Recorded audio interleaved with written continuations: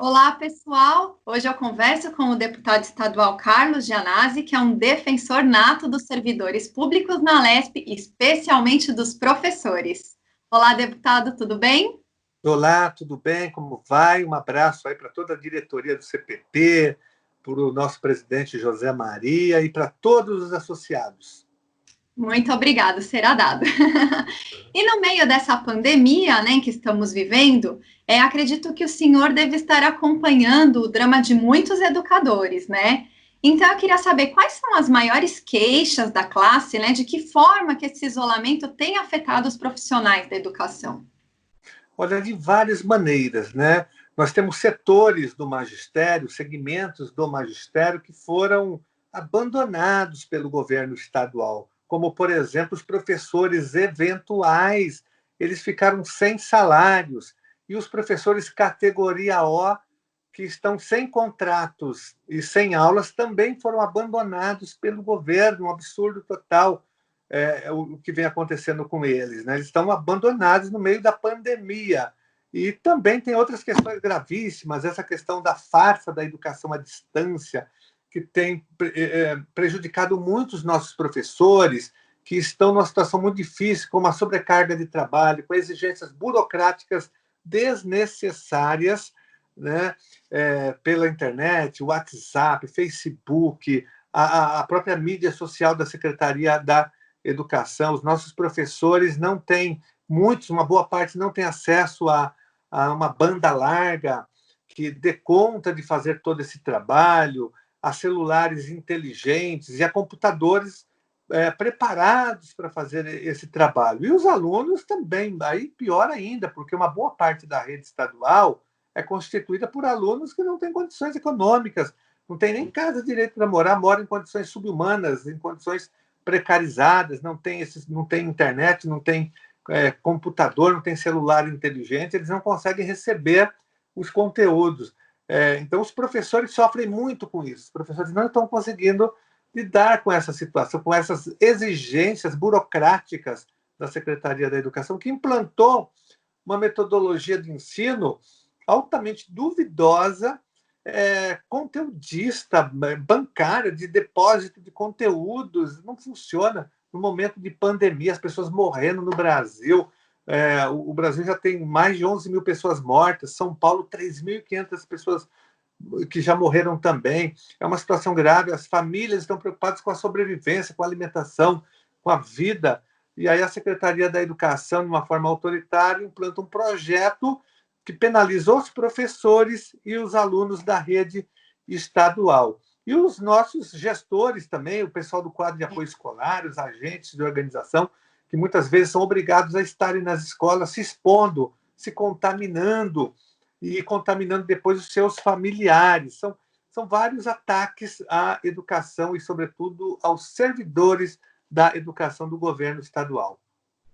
Bom, a gente sabe que todos os professores, né, estão sendo atingidos com essa pandemia, mas podemos dizer que os professores categoria O e os eventuais são os que mais sofrem com isso, justamente por eles não terem os mesmos direitos dos efetivados? Sem dúvida, porque são contratos precarizados. Há muito que nós estamos lutando na defesa desses servidores. Eu já apresentei projetos de lei, inclusive agora, durante a pandemia, eu apresentei um projeto de lei obrigando o Estado a pagar um salário para os professores eventuais e para os professores categoria O que ficaram sem aulas e sem os contratos. O projeto está tramitando, então a minha grande luta é nesse sentido, para que esses professores sejam acolhidos, não sejam abandonados à própria sorte num momento tão difícil como esse, que os professores tenham um salário base para atravessar com dignidade a pandemia, para que possam ficar em suas casas fazendo a quarentena, o isolamento social, mas com salário. Então, inclusive o salário é só um dos, que a gente pode dizer assim, uma das causas, né, que os professores acabam ficando mais prejudicados, porque também tem a questão da quarentena, tem a questão de não poder usar o hospital do servidor, né? Fala um pouquinho sobre isso. Exatamente. O professor categoria O, por exemplo, ele não usa, ele não, é proibido de usar o IANSP, não só o hospital aqui, mas qualquer CEAMA, qualquer hospital conveniado do IANSP, porque, pela lei, ele não tem esse direito. O professor categoria O ele tem um contrato precarizado, ele não tem direito à previdência pública, ele vai para o regime geral da previdência, ele não tem direito ao IANSP, como você falou, ele tem direitos reduzidos do ponto de vista de faltas abonadas, justificadas, né? Ele é para o Estado, não para nós, mas para o Estado ele é um professor de quinta categoria, um professor precarizado. Isso é um absurdo, porque esses professores lecionam como os outros, cumprem um papel importante na educação do Estado de São Paulo. Por isso que nós temos propostas também para resolver a situação. Tem um projeto de lei que acaba com a quarentena dos professores categoria O, garante a eles a utilização do IANSP e colocam esses professores no regime público de previdência, na São Paulo Previdência, e não no regime geral. É desumano, né? O professor não poder usar o hospital do servidor nesse momento de pandemia, né? Já pensou se ele adoece? Como que vai ficar a situação dele ou um familiar? Nem o Estado vai acolhê-lo no IANSP, que é um hospital importante, que é um hospital, o nome já diz, hospital do servidor público. E o professor categoria O é um servidor público, ele está na escola pública estadual, né? E ele fica privado de vários direitos. E é bom a gente lembrar que não só os professores, né, categoria O, eventuais, mas também muitos terceirizados, né, foram prejudicados com essa pandemia. Muitas merendeiras foram mandadas embora, o pessoal da limpeza, transporte escolar, né, é um grupo bem grande, né? Exatamente, o governo estadual acabou com os contratos dos trabalhadores terceirizados, como você disse, os transportadores escolares, as merendeiras terceirizadas, as cuidadoras de crianças com deficiência também foram todas demitidas, ou seja, milhares de trabalhadores que estavam na educação foram para o olho da rua. Eu apresentei um projeto agora mudando essa situação e ingressei com uma representação no Ministério Público contra essas demissões, porque eles não podem. Porque se o governador defende o isolamento social, ele tem que dar proteção social, tem que dar o exemplo. Pode demitir as pessoas num momento como esse. Então, é uma hipocrisia defender o isolamento social, quarentena, né?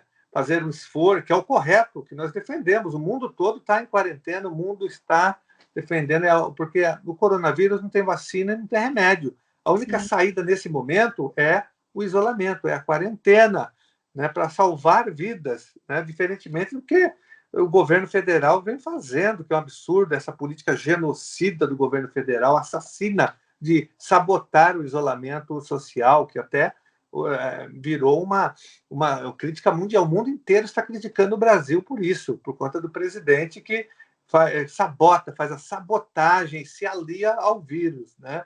E nós defendemos também que haja proteção social, isolamento social, mas com proteção social, que o Estado dê amparo para a população, com bolsa emergencial. Eu apresentei projetos na Alesp de bolsa emergencial também. Nós apresentamos, inclusive, antes de aprovar o do Congresso Nacional, esse dos R$600, que está tramitando na Assembleia Legislativa, porque o Estado tem que colaborar também, né? Tem que socorrer os trabalhadores informais, os desempregados, as pessoas em situação de rua, os servidores que ficaram sem os contratos, os professores eventuais, os trabalhadores da cultura, por exemplo, artistas. Isso toda uma cadeia produtiva na área da cultura, de trabalhadores que foram abandonados, estão passando necessidade, fome, fazendo vaquinha para sobreviver. Então, o Estado tem que fazer amparo social, dando renda mínima, renda básica para todos esses setores. Senão, não adianta fazer só isolamento social. Tem isolamento social com proteção social. Com certeza, isso é importantíssimo. Inclusive, algum profissional da área tem direito a esse auxílio emergencial do governo? Então, nós conseguimos agora aprovar no Congresso Nacional os professores eventuais, os professores categoria O sem contrato, que eles tenham acesso a essa ajuda emergencial do governo federal, entendeu?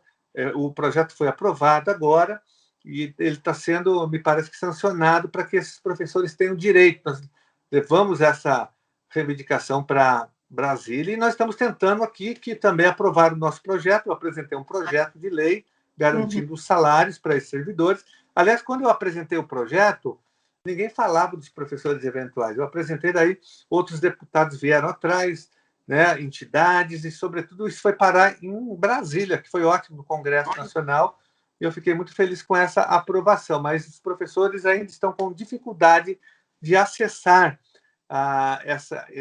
essa ajuda de R$ 600, que é um direito, que é pouco, mas foi uma conquista nossa no Congresso Nacional. Mas isso não basta, nós queremos aprovar aqui em São Paulo também. O Estado de São Paulo tem recursos, é um Estado rico e tem condições de fazer.